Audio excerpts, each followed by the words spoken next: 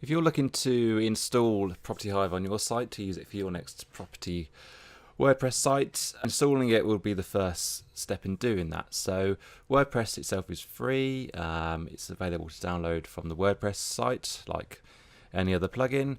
To do so, you can either visit it on the WordPress repository, click download, in which case you'll then get a zip file which you can upload into WordPress.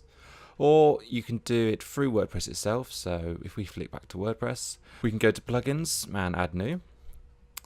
And what we can then do is at the top right, if we just do a search for Property Hive, we should then see it come back.